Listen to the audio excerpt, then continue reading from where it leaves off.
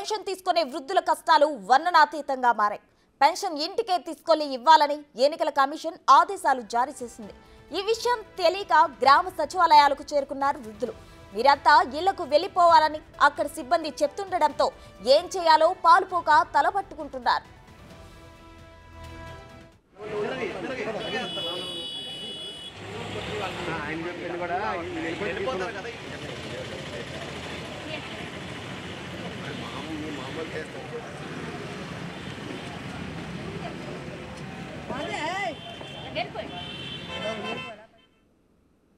ఇదంతా మాజీ మంత్రి పేర్ని నాని ఇచ్చిన ఆదేశాలతో వైసీపీ నాయకులు వాలంటీర్లే కావాలని పెన్షనర్లు సచివాలయాలకు తరలిస్తున్నారని టీడీపీ నేతలు ఆరోపిస్తున్నారు.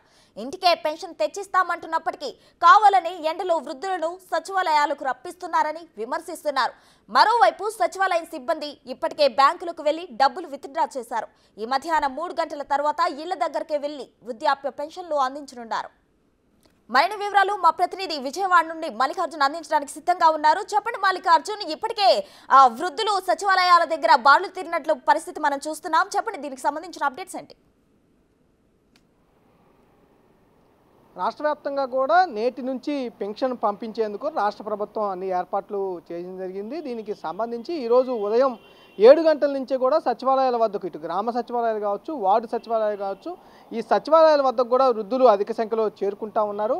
కానీ నిన్నటి నుంచి అమౌంట్ ఫైనాన్షియల్ మొన్న ఎండింగ్ కాబట్టి నిన్నటి నుంచి ప్రభుత్వం వార్డు సచివాలయాలకు, గ్రామ సచివాలయాల అడ్మిన్ల అకౌంట్లో కూడా సొమ్మును జమ చేస్తూ ఉంది. వీటిని డ్రా చేసేందుకు నిన్నటి నుంచి వార్డు సచివాలయం కానీ గ్రామ సచివాలయ అడ్మిన్లు బ్యాంకులకు వెళ్తున్న పరిస్థితి కూడా కనిపిస్తూ ఉంది. బ్యాంకుల్లో కొంత నగదు కొరత ఏర్పడిందని కూడా చెప్తా ఉన్నారు. ఇటు కొన్ని అకౌంట్లో అయితే ప్రభుత్వం నుంచి ఈ అడ్మిన్లకు అమౌంట్లు పడలేదని కూడా కొంత చెప్తున్న పరిస్థితి కూడా కనిపిస్తూ ఉంది. ఈ అమౌంట్ నగదు విత్డ్రా చేసే దానికి సమయం పడుతున్న పరిస్థితి కూడా కనిపిస్తూ ఉంది. ఈరోజు మధ్యాహ్నం నుంచి కూడా మరి కాసేపట్లో నుంచి కూడా ఈ అమౌంట్స్ అనేవి విత్డ్రా అయిపోయిన తర్వాత సచివాలయం వద్ద నుంచి కూడా ఎవరైతే పెన్షన్దారులు వస్తూ ఉన్నారో వాళ్ళకు అడ్మిన్లు, ఇటు సెక్రటరీలు కావచ్చు, అలాగే సచివాలయ ఉద్యోగులు కావచ్చు కూడా ప్రత్యేక ఏర్పాట్లు చేస్తూ ఉన్నారు. టెంట్లు ఏర్పాటు చేస్తూ ఉన్నారు. వేసవికాలం కావడంతో ఇటు టెంటులతో పాటు వాటర్ ఫెసిలిటీ కూడా ఏర్పాటు చేస్తూ ఉన్నారు. వృద్ధులకు సంబంధించి ఎవరు వచ్చినా కూడా నగదు కనుక విత్డ్రా చేసి ఉంటే కనుక వారికి పెన్షన్లు అందించేందుకు కూడా ముందుకు వెళ్తున్న పరిస్థితి కనిపిస్తూ ఉంది.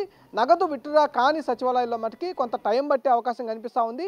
ఈ రోజు కనుక నగదు విత్డ్రా లేట్ అయితే కనుక రేపటి నుంచి, అంటే ప్రభుత్వం ఇప్పటికే పెన్షన్లకు సంబంధించి ఈ రోజు నుంచి 6వ తారీఖు సాయంత్రం 7 గంటల వరకు కూడా పెన్షన్లు పంపిణీ చేయాలంటూ కూడా ఆదేశాలు జారీ చేసింది. 6 గంటల లోపులోనే 6వ తారీఖు 7 గంటల లోపులోనే రాష్ట్ర వ్యాప్తంగా 66 లక్షల పైగా పెన్షన్లు ఉన్నాయి.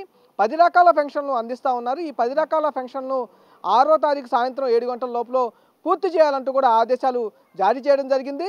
2 కేటగిరీల్లో కూడా పెన్షన్లు పంపిణీ చేయాలని రాష్ట్ర ప్రభుత్వం ఈ సచివాలయ ఉద్యోగులకైతే ఆదేశించడం జరిగింది.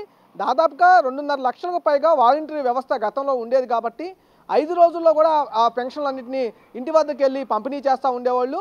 దానికి సైమల్టేనియస్గా సచివాలయ ఉద్యోగులకు సంబంధించి దాదాపుగా 1,50,000కు పైగా కూడా సచివాలయ ఉద్యోగులు ఉండటం జరిగింది.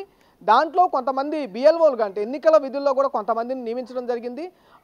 అందుకోసమే ప్రభుత్వం ఈ సచివాలయాల వద్దకు పెన్షన్లు పంపిణీ చేసే కార్యక్రమానికి శ్రీకారం చుట్టింది. సచివాలయం వద్ద ఎవరైతే హెల్దీగా ఉంటా ఉన్నారో, అలాగే పెన్షన్ బిలో ఏజ్ తక్కువ ఉన్న వాళ్ళు ఎవరైతే ఉంటా ఉన్నారో వాళ్ళు వచ్చి సచివాలయం వద్ద పెన్షన్ తీసుకునేందుకు ఏర్పాట్లు చేశారు. అది మొదటి కేటగిరీ కింద కూడా వాళ్ళకి పెన్షన్లు ఇవ్వబోతా ఉన్నారు.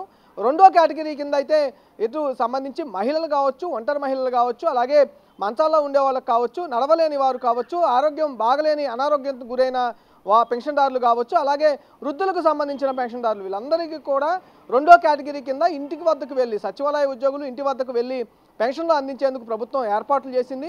అలాగే సచివాలయ వద్దకు వచ్చేటప్పుడు కూడా క్లియర్గా గతంలో అయితే ఎన్నికల కోడ్ లేనప్పుడు సచివాలయానికి పెన్షన్దారులకు సంబంధించి ఒక బుక్ను ప్రత్యేకంగా ఇవ్వడం జరిగింది. దాంట్లో పెన్షన్ ఇచ్చిన తర్వాత నమోదు చేయడం జరుగుతూ ఉంటుంది.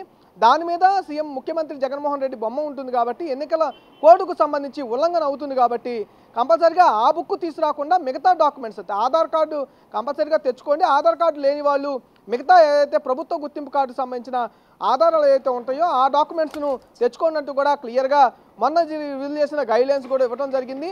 కొన్ని ప్రాంతాల్లో సంబంధించి ఉదయం, అంటే కొంతమంది పెన్షన్దారులకు ఏ టైంలో పెన్షన్ ఇస్తారో తెలియక కూడా ఉదయం 7 గంటల నుంచి కూడా పెన్షన్ కోసం కూడా వాళ్ళు ఎదురు చేస్తున్న పరిస్థితి కూడా కనిపిస్తూ ఉంది.